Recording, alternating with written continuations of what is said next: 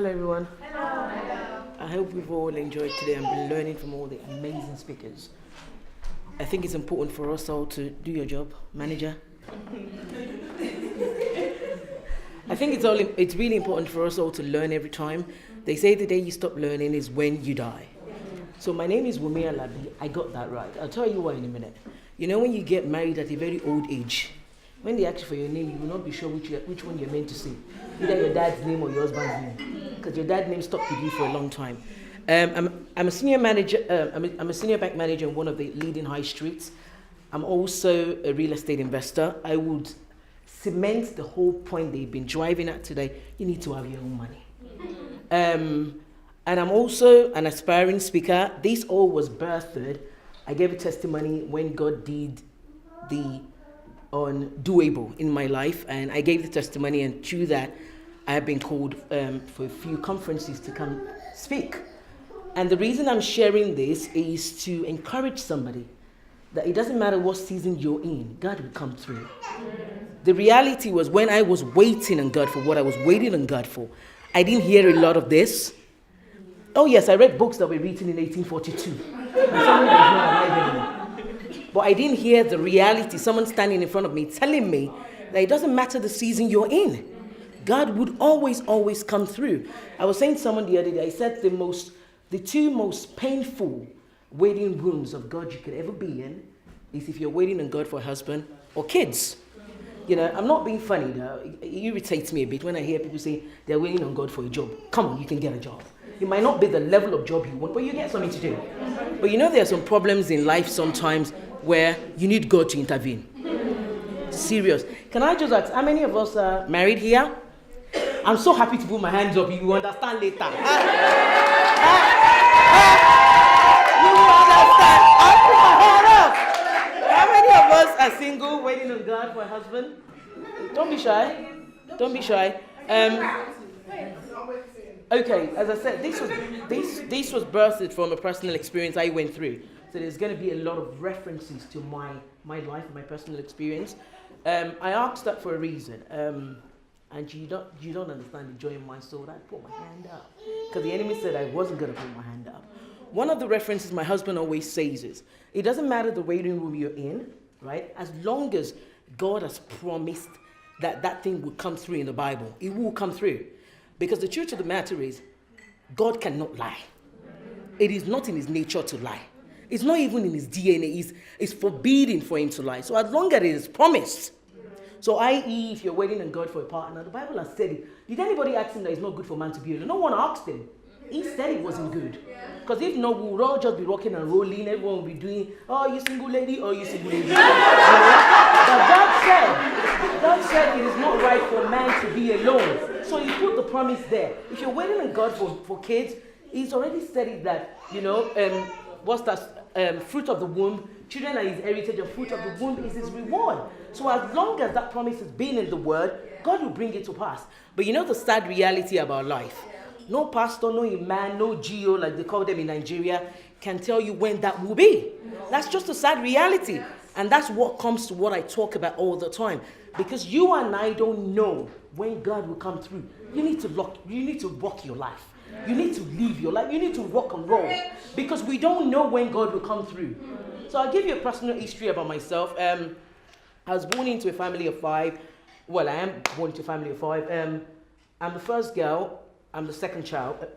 I've got 3 amazing baby sisters. So I guess that I was used like a guinea pig to show the right example for all these people. Right. I would say I lived a very sheltered life, you know. I was born into a very staunch Catholic background. You know, Catholics can have all these rules and regulations, what you need to do, what you don't need to do. And I did everything Mom said to do. You know, when I finally got married, I had to tell everyone on my wedding day to raise a glass to my mother. Because when my father passed, my mom said to the 5 of us, you all owe me minimum a master's degree. No, she told us all the things we had to do. And she said, education-wise, you all owe me minimum a master's degree. And I said on my wedding day, I said, you all need to raise your glass for this woman. Because 5 kids, she's got 3 MBAs, 2 MSCs. Wow. And he had to be God, and he had to be that woman being strong. I did everything Mom said to do. Mommy said, Omowunmi, no man wants to marry. No, she went, make sure your education is sorted. I got an MBA. No man wants to marry liability, get your career to a, no shaky level. I got to senior management in a bank. She'll go again, the woman must have her own. I invested in real estate. But guess what? All these things my mother said I should do came to haunt me. And the mindset of men. And that's what the enemy made me believe. All this crap they tell you about, all those aunties, no disrespect to, If the shoe fits, wear it. But all those aunties that will tell you, oh, if you achieve too much, it's going to intimidate men. Let him walk. Let him walk. Do you.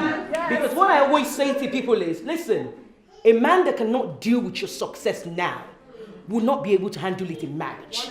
Because say for whatever reason you choose to do things and not achieve what you need to achieve, because you need to understand that he has his purpose and his destiny, you have yours too. You need to achieve yours. And you don't do anything, you get into the marriage like, those that were lucky enough to get married, maybe after uni or whatever, so literally everyone walked into the marriage with their suitcase and their plates and cutlery. You're nothing else, right? What if God now blessed you in that marriage? Is he still going to be intimidated and leave you? And that's why I don't like to hear that nonsense. They say, I'll pipe down on what you're doing, because next minute I buy another house, you have not found a husband. You are buying a house up and down. Who will marry you? And you know what? And the weird thing is, all these Nigerian brothers were actually very intimidated by me. But for me, I just didn't think, because of that. Some people will even tell you that when you made a man lie that you're empty. I didn't understand that bit. I said, why? And my point I've always hammered on it, a man that cannot deal with your success now will not deal in marriage. Yes. Because is he just going to choose to leave you? Yeah? So I said to my mother, I said, Mom, I've done everything you said I needed to do. It didn't work in my favor. I said it when I spoke in Swindon last year. I got to a stage where I was severely depressed because, my religion says you can't question God. But I had questions because I thought I'd done everything. I went to a Catholic school. I've never been promiscuous. I don't do nonsense. I did everything Mom said to do. But why am I still single? I'm already 40. Why? Why can't I just get a man?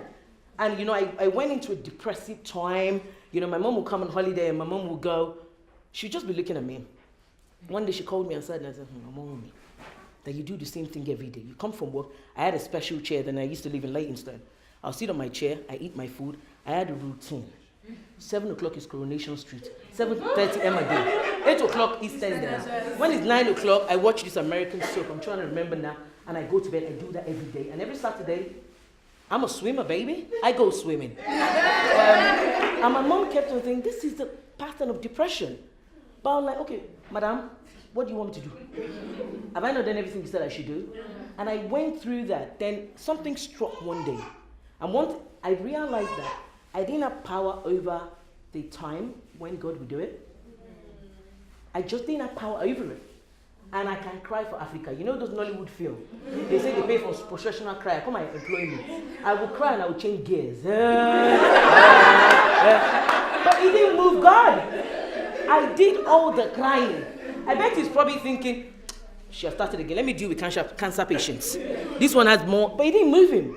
And I just woke up one day. I said, listen, this thing ain't working. It's not moving God. I don't know when it's going to come through. And I decided to do my life.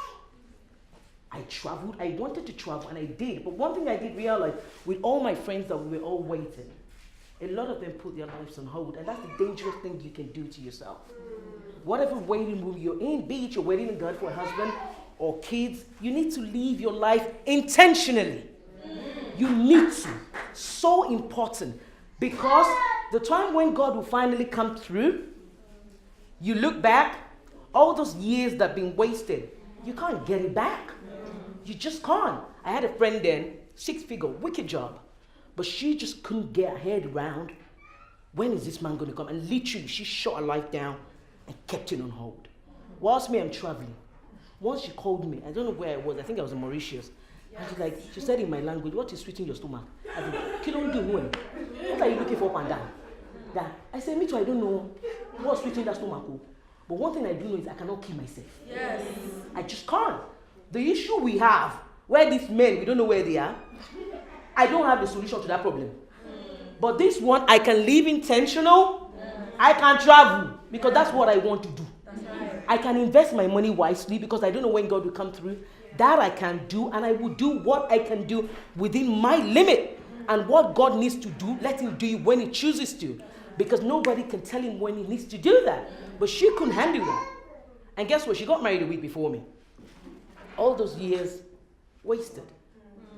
All those years wasted. It's very, very crucial, you know. And I appreciate that you get the pressure. Our culture at times is just, oh, Lord Jesus, have mercy. Like they gave different creatures my number. Creatures. I'm sorry, creatures. And because I don't want to be rude to anybody, you know, I'm trying to be a better Christian. When they give, I say, what's his name? I'll say, what's his name? I Googled him. I'm a MI5 on social media. So once my auntie gave somebody my number, I first called my mother. I said, have you seen the person it's not anti-blood related, but someone that knows my mom?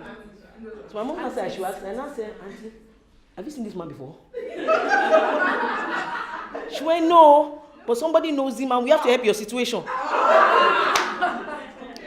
I said, have you seen him before? She said, but the person that knows said his leg is paining, but manage him. And I just sat down that day and I just went, is it this bad? That you just think, so a few people I had to call them and I just said, please do not give my number out anymore. Stop distributing numbers. Because it was now becoming a joke. Like, okay, there's some certain things you need to understand that what is important to you. You know, and you need to also think, is this important to me? Is this not important to me? I'm quite funny how people pronounce things. So they gave one man my number one, then they called me and he said, shush, Monte. And I kept correcting this man, and I kept on repeating it. And I just said, and every time he speaks to me, it just sounds like it's an uncle that's speaking. So I'm using uncle, and it's a toaster. I just dropped the phone, and I just do not pick anymore. Block, ban. My point is, you know, we can all get on with life, do all the things we want to do in life. But the most dangerous thing you can do to your destiny is not to live life. Because you just do not know when God will come through. You don't know. None of us does. If you had told me that I would get married at the age of 41, I would have said it's the life on the pit of hell. Because I did it right all the way. But guess what? And my mother prayed. The first time my mom went to Jerusalem, I would never forget.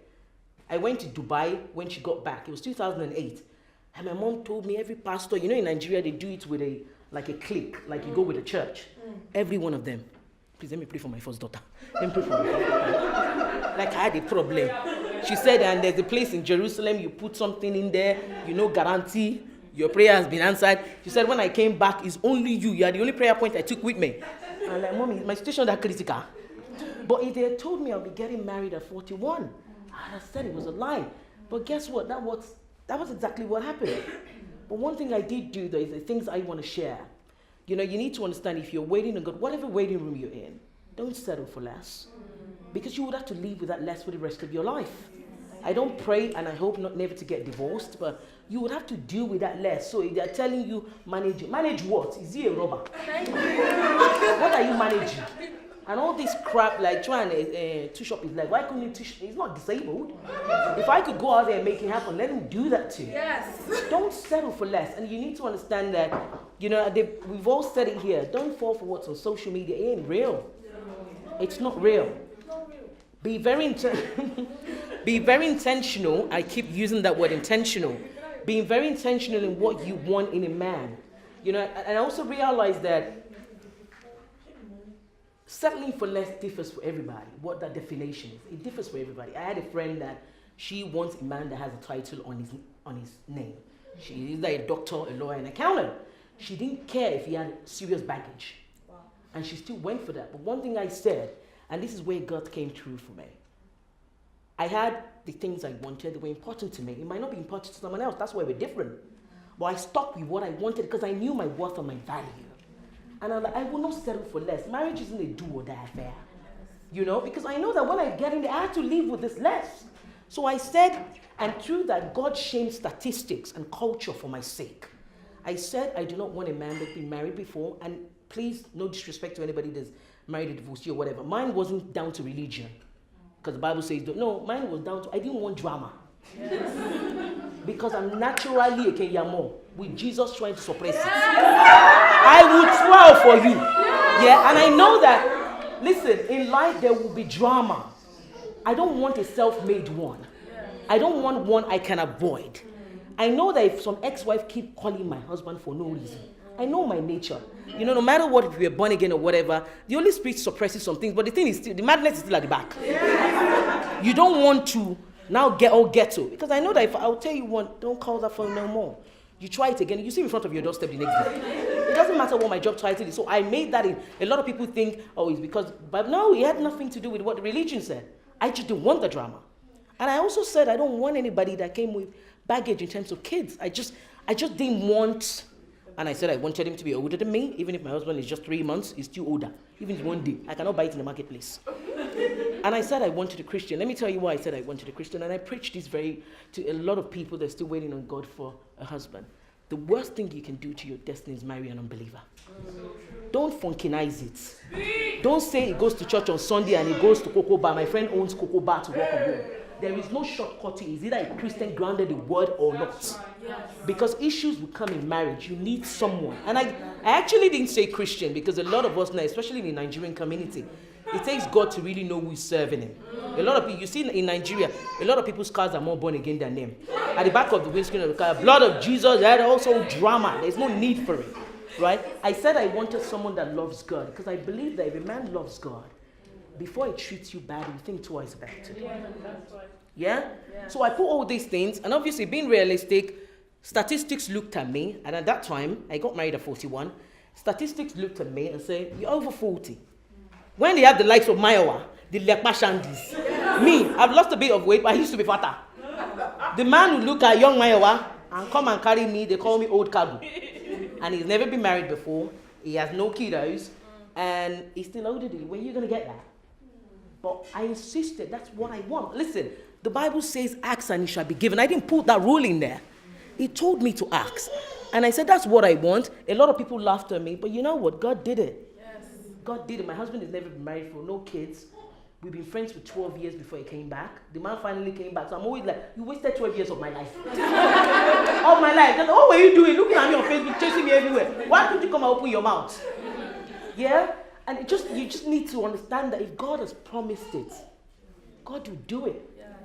Yes. I said this earlier. We all don't know when. That's the sad reality of us. I feel it's the sad reality of our religion. Nobody knows when. But God will. Don't, do you. I can't stress that more. Do you. Live life, Hang out with people that have like minds. So I wanted to travel. I promised myself I wanted to go to minimum one country in every continent in the world. The only continent I didn't do is Australia. And hopefully myself and my husband will do at 50. But I wanted to travel. I work hard. And I ball hard. I make no apologies for it. I wanted to travel. So what did I do? I didn't get all those my Nigerian friends that we say, hey, life has come to an end. Mama Sikira is doing me in the village. All that kind of nonsense. I got people that had like minds and we traveled. Yes. But you need to understand this. A friend of mine said something to me. You need to understand whose life you imitate on social media. So I'm very, very social media in there. And we went out a few months ago. And as I said, I'm very passionate about real estate. I'm one of them people that I believe in that thing the Bible says that a good parent leaves an inheritance for his children's children. I'm a recipient of that. I don't believe in parents just living life like our auntie said. You just, before you get to the level, people look at me and go, you travel a lot. I said, I once had 2 jobs in this country. Don't envy what you see now without knowing the story. Yes. I didn't just wake up to get to like this. Yeah, so before you see, so anyway, we went out a couple of months ago, and there were about 5 of us there. 3 of us were already homeowners. 3 out of the 2 are investors, where they have more than what they leave in. And there were 2 of them that had not bought their property yet. And I'm like, babe, you're already in your late 30s. You need to get what you need to do and get on there. And one of them made a comment, joke or whatever. I smiled. And I said, this is what you talk about. You see people's lives on social media. You want that life, but are you ready to do the hard work? Right? And she said, woman, I want to be like you, traveling everywhere. I said, okay. And I keep calling this girl. I said, all that money you're spending to Monaco. Listen, Monaco will be there in 20 years' time. Do what will not wait till 20 years' time. Leave Monaco alone. Let it rock. It's a country, whatever it is. You can go in 20 years' time when you're so. And you know what? That really got me in what we see on social media. I put my holidays. Yes, I'm tired, but I get to the country. I check in. Yes, I have gone to ball. Don't hate because you didn't do the job. Yes. But some people will look at that on social media of today, and you love that life, but do you know what that person did before they got there? Yeah? And so the key thing for me, put your rules what you want. You just need to stay in line with God's promises. Don't settle for less. Build your career, be it business or whatever. Build it. Because guess what? I work in max out for you. And this is where it's very crucial because you don't know when God will come through. I got very, very passionate about real estate. I don't do one bears. I don't enjoy it. People that know me know me. If you invite me for a no one bear, you have to give me 4 months notice. I have one next Saturday. I already have a dick. Because I just don't enjoy it. I hear the old it's just not my thing. But I love to go on holiday. So check this out. Whilst my mates are going on one bear, I'm going for property seminars. I'll go and learn. The first time I ever heard Donald Trump speak, I think it was probably the most expensive seminar I ever paid for. I think I bought the ticket for $1,000 there. And I think it was in 2001 or 2002. And he said a word. So he might be a crappy president, but he's an amazing businessman. Yeah. And he said you can never go wrong with bricks and mortar. Meaning you can never go wrong with real estate, depending on where you buy. Yeah? So whilst my friends are going for their O1B, I'm going to learn what paint can you paint a room that will make that room look bigger to your potential tenants. Yeah? I did some investment at a very young, well, not young age, but I did some investment earlier on in life. Okay. Like I said, I would never have thought I'll be getting married at 41. So let's work this maths out. Who are those in uni here? What age do you get into uni in this country? 18. He's 18. Thank you very much. So I'll be 43 in a couple of weeks. So what's 18 plus 43, please? 61. Am I right? Yeah. I don't have kids yet, so I'm praying to God it will happen this year. Okay. So 61. That's what. So even if it happens this year, I guess that child has to be exceptionally brilliant to be able to get in at 17, but his standard is 18, yeah? Yes. So 61, that's already what? Pensionable age, isn't it?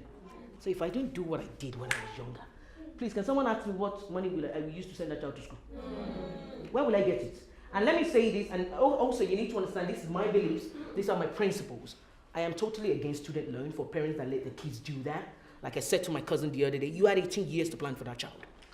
18 years. How many of us schooled in Nigeria that they sent us? We come here, we get these laws, and we take it. Like, literally, maybe you need to buy less ashwebis. I worked out a maths with someone the other day. I said, if you and your husband do £100 a month, that's £200. £200 times 12 is 2,004. Times 18 is 48 grand. That's saving towards that child's future. Yeah, I work in a bank. An average child today will get into uni with a minimum of £55,000 debt just because they went to university. And guess what? Just because their parents couldn't be bothered to plan for them.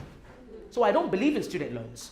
So hence why I'm saying, if I didn't start my investment when I did, the sad reality, which no prayer and fasting can change, if I have my child this year, when that child is going to uni, I will be 60 or 61. Let's not get all religious here. Nothing can change that. God can't pull back. Maybe in another life, but I don't want to come to Nigeria, by the way. Yeah, if you work in the bank, you will not want to come to Nigeria. You know, but that's the sad reality. Nothing can change that stats for me. Yeah, but you have time to start planning to make sure that tomorrow is looked after. It's just getting into that mindset of saving, putting things aside. And for a lot of people, if you have 2 incomes, even if you had 1, I opened a college fund account for kids I don't have yet, 13 years ago. And no, actually 14 years ago. And literally, you know, these online people that will be putting things in your post. If you open the savings account, they will give you back a pen. I got fed up of them putting in my post. So I opened the account. I started with 30 quid. And it fixed for 18 years. I increased it as I went on. When I got married 2 years ago, when my husband moved here from Nigeria, the day he got to your guy, put your own. I'm not the only one that will born the children. Add your own money. So you have to be, I'm going to keep using that. You have to be intentional. Listen, I don't believe, my principle to life is the moment you know God, you're born again, your life is what you make out of it. There's nobody doing anybody. They are doing it, as my mother would say, go on your knees and do them back. Stop, because a lot of people use the devil as an excuse. But meanwhile, the devil don't know their postcode. It's just laziness and not being structural. Financial planning. Plan it. We live in England. There are laws. It's not like Nigeria that you can have life insurance before 20 years that the company has folded. You don't know who to go and sue. There are laws here. You just got to plan things in place. We have life insurance. We're going to have critical illness. God forbid, if something happens to someone, they can't work. It's all planning. Like I always say to people, encourage people to say, do you know what? If you've left uni, you've got your job, okay? There's so many ways you can buy properties now. If you're unable to do it, because obviously a mortgage is a salary multiplier. It depends on what you earn that will determine how much to borrow you. Your parents can do it for you. Parents, you can do it for your kids. You can be the main person, and obviously, please trust that child before you do it too, because it's your credit scoring on the line, though. Yeah, but you can be the main person, but the bank would know you're getting it for that child, and the child, as long as the child earns enough to be able to pay because sometimes you can earn enough to be able to pay the monthly payment of the mortgage, but you might not earn enough to be able to get what you need to buy the house. So a lot of times the bank will put into consideration the parents already own a home, and maybe they have a massive equity on it or it's paid off. The bank will put that parent's situation into consideration and give them the mortgage based on that, but it's for the child. Does that make sense? And the child, you need to get on quick. Well, that's the only business. Whilst you're sleeping, you're making money. We can't keep blaming, this one did not. There's no need for that. And going back on these things, so if I had not done what I did at 61, and a lot of you probably don't know this, a couple of years ago, I was doing an appraisal for one of my staff, Dina. She's retired in bank now. And obviously the appraisal time is your time where you talk about yourself. And she said to me, Wumi, I wanted to go uni, but I couldn't. No, she said, I wanted to be a doctor, but I couldn't. And I said, oh, why couldn't you? She said, because my parents couldn't afford it. And I went, why didn't you get student loan?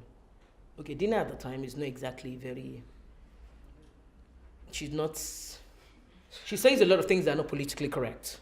So if you don't know what you think, she's racist, whatever, but I just feel she's just ignorant. And she gave me that look like, when did you come to my country? You're telling me about my country. Yeah. And she was like, women, student loans have not always been there. Google, by the way, I think Google is your friend. Oh, Google, and I found that student loans actually came into existence in the 90s. What a lot of people don't understand is the department that manages that fund, they are struggling to keep it open.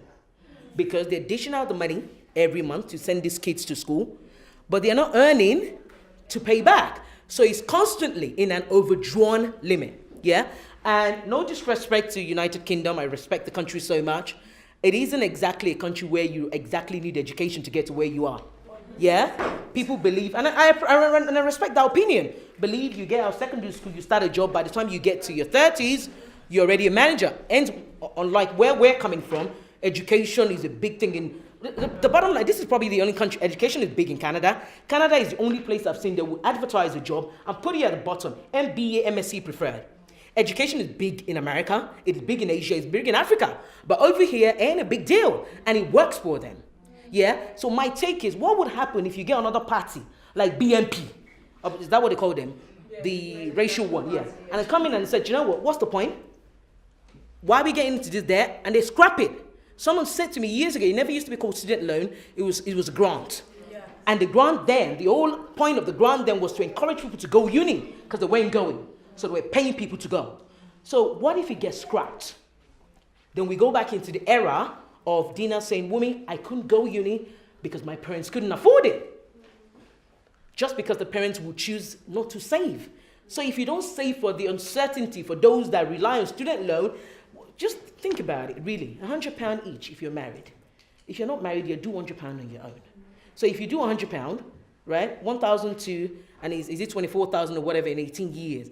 And I'm hoping you don't earn the same amount for 18 years. Like I always say to people when they say, I don't earn enough to be able to get a mortgage now. Guess what? You're not that tree though. You can move. Do a course, get a better job.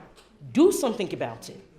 Rather than leave that child to start their life. They've not even started life. They just started their working life, and there's a £55,000 there waiting for them.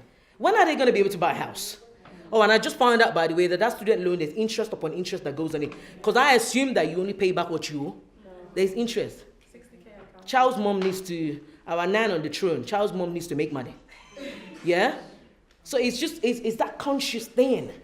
It's that conscious thing. Live life. I can't stress that. I really can't, because I've been there. I have a lot of friends. They put it on hold. They just couldn't hack it. There's no man. The things men do to us, man. Not you. The things they do to our lives and make us feel like we can't live with them and you can't live without them. Yet live your life. You have your own destiny, your purpose to fulfill. Leave it. Leave it. There's no reason why you can't start planning for retirement. Time waits for nobody. Time waits for nobody. I used to tell Ghana those days where you get 100% mortgage. Literally. You go there, you probably need to pay for your solicitor and the conveyance. They don't take no deposit. But now for you to get a bank that will do you 10%, 5%, you would have to go round. Because time waits for no one. Whilst you're sitting there procrastinating, laws are being changed to make it difficult. Laws are being changed to make... I'm going through a purchase at the moment, and I can't believe how much stamp duty I'm paying to the Queen. Like, I just can't get my head around that. 6% of the property value. And I'm like, are you kidding me? And why am I paying 6%? Because I'm an investor. So that's the punishment. That I've decided to make something good out of my life. Not to be on benefits. To go work and hustle. Yeah, I love that word side hustle, by the way. It sounds a bit dodgy, but I like it. Coming from a solicitor, I'll take it. Yeah? Legal. So, it just sounds, you know when they say you're hustling, there's more to that word. So, please, ladies, sisters, friends, live life. Listen, you only have one. Rock and roll. The Yorubas will say, Jayorias, and chop the life of your head. Live life. Live it. Leave it. Be intentional. Understand this. Your life is your life story is how you write it. No, we already have God, so that backup is already there. And get into that marriage and let the man know, yes, I married a solid woman, not a liability, because that's what my mother told me. My mom said no man wants to marry a liability. That's right. Know that you're going in there and saying, guy, I'm standing good, baby. Hey, I might not be Kim Kardashian, but almost. I know my level. Yes. Yeah, live intentional. Plan. There's nothing as good as planning. I always say these jokes to my friends that I might be Yoruba on the inside, but trust me, I'm an Igbo person because we're looking at the same thing. I'm already thinking, yeah, we might be looking at the same thing, but I'm thinking of how I'm going to make money out of it. Because time waits. The opportunities in this land are endless. Time waits for nobody. So bloom wherever you're planted. Bloom in it. It doesn't matter the season. Check this out. I'm going to leave you with this. It doesn't matter how dark that season is. There would always be light at the end of the tunnel. It's just impossible. So if we look at the physical thing, forget the spiritual right now. We have 4 seasons in this country, right? So we have the winter, the spring, autumn, and summer. Mr. Winter at the moment is very upset. He's refusing to go. Because technically, spring starts 1st of March. But he's like, some beast from the east, from Moscow, nonsense. I'm not leaving you lot now. You're not just going to chuck me in the bin. But Mr. Winter has no choice. He has to go eventually. So it doesn't matter the season you're in. There would always, always, always be light at the end of the tunnel. I appreciate that emotional strength is different. So what I can handle, you might not be able to handle. That's where the grace of God comes into play. So even if when I was waiting on God for a husband, I was very depressed. I was very unhappy. Guess what? Sometimes I go on holiday and I'm opening that hotel door and I'm crying. It's not even here yet. But the next minute I shake it off, go to the bar, give me some mojito, baby. Virgin mojito. Yes. Because guess what? I cannot kill myself. What's the point? You cry. So you have to try to dust yourself up and get on with it. I went away for my 4th year. I wasn't going to do, the normal Nigerian O1 bear, whatever. I just wanted to go on holiday with my friends. So a couple of my friends, we went on holiday. And I'll never forget. I don't know where I think we stayed out quite late the night before. So I think one of them slept on my bed. And I just woke up at 2 a.m. with so much pain for my guts. And I cried out for my sleep. I was so angry that have I just woken up at 40 and I'm still single? No kids yet. Are you kidding me? And she held me and she said, Wumi, but you done well for yourself. I said, what? Go and buy me a husband. The money can buy me. Don't buy me a husband. Give that money. Whatever. But you know one thing I realized? And guess what I did? I adjust myself. Mojito! I'm not saying, don't get drunk. I don't get drunk. It's all veg, There's no alcohol inside. I dusted myself up because we need to just realize this. You have no control over this. And I'm repeating this because I don't like to take people's emotional strength for granted. I appreciate that emotional strength differs. We're at different levels. But what you could do to help yourself is, when it's going down, guess what? I'm in another season now, right? I'm in a season of looking for kids, but it's fine. So I do have my downtime. Last week, Sunday, I was very depressed. I cried throughout, but it is what it is.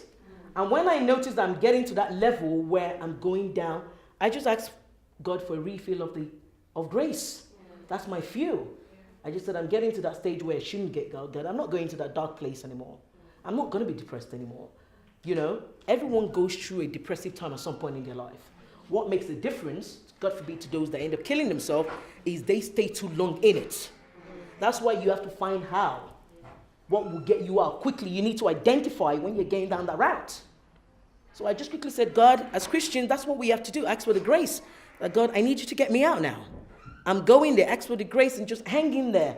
Trust me. God will come through. As long as that thing you're looking for is in line with his covenant for you, he will come through. He always does. But hopefully we all make heaven where we can ask him that question, that why do you take so long? What is all the drama for something about God? What is the need for it? I want it now. Why can't you just give me now? Let's all get on with our businesses.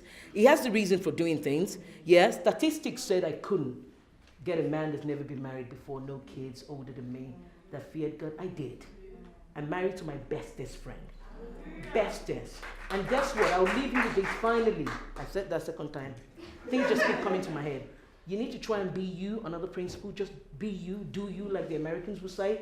Because a lot of us try and be who we're not in the process of trying to get these things so desperately. So I give you an example. I don't like Owambe. I don't go out. All I do is I go on holidays. Right? My mom was very worried that if you don't go out, where will you meet this man? Where will you meet this man? And so I should go and stand at the bus stop because I'm looking for man. But guess what? When God will do what he needs to do, trust me, he would meet you. How did I meet my husband? I think, was it 13 years ago? I was the manager of NatWest Bank in Peckham branch. My deputy at the time, just to let you know, God will come through. However, don't try and work out the maths for him. Don't try and recreate who you are. Please don't get me wrong. I preach you putting yourself out there. You need to. So I have friends that met amazing guys through dating sites. Do you. Yeah? But don't recreate who you are. I was just gingerly doing my job. My deputy at the time, Rowena, is half Nigerian, half Trinidadian and Tobago. My mom is the Trinidadian son.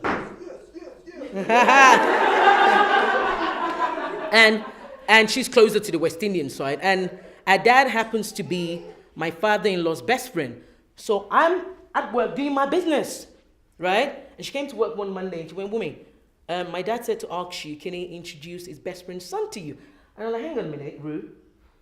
You're married, so you left your husband's house on a weekend, went to your dad's house, and you lot were talking about how to hook me up.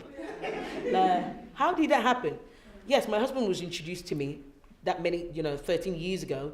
We were at different places in life. We didn't get married at some old date, obviously, but we stayed very best friends. I got, it was important for me to marry my friend because, sometimes I just go, I don't want to be your wife. Can I just be your home girl? Just be my homie. I don't want to do this wifey thing today. And exactly, just ask God, listen, you have to be specific what you want from God. Be specific. Because I'll give you an example. If you tell God you want a car, he can give you keke maruwa. It's a car. So keke maruwa, if you're not Nigerian, is like a bike. It's like a scooter. Be specific.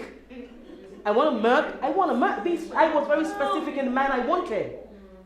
And don't think he's not listening. Because now I take a step back and I look at my husband and I'm like, exactly what I wanted. But then I just said it in the past, and people that laughed and said, "Woman, we know you are very ambitious, but on this level, you know what Yorubas call Mbebe Scouts." I'm really sorry I'm bringing up some terms that some people probably don't understand. And just finally, just so crucial, if I can't leave anything with you today, leave intentionally. Understand this, your life, as long as you got Christ in your life is what you make out of it. Leave life. Hang out with people with like minds. If you're getting to the stage where you're down because of the situation you're in, ask God for the grace. Get yourself out there. Hang out with people with great minds, like minds, where if it's to be, go on holiday, go to the cinema, just do what you have to do, right? Build your career and your business to a no shaky level, right? And invest your money. I can't stress that more. Invest your money wisely, because time wait for no one. I valued one of my properties the other day. I bought it in 2005 in Stratford. When the valuer told me how much it was worth, I said, Oga, you can't be serious. So you're telling me if I sell the flat, now this is how much I'll walk away with. And he said, if you don't believe women, it's on the internet. And when I did it then, I did it. People thought, okay, how many are you going to buy? But I don't know why, I just felt, if I can do this now, what am I waiting for? And we all have different things we want to do in retirement. Me, I have big dreams. I might be going to retire in Trinidad in front of a beach house. I have big dreams. So just live life and enjoy it. Listen, chop the life of your head. Rock and roll. Thank you very much. Thank you.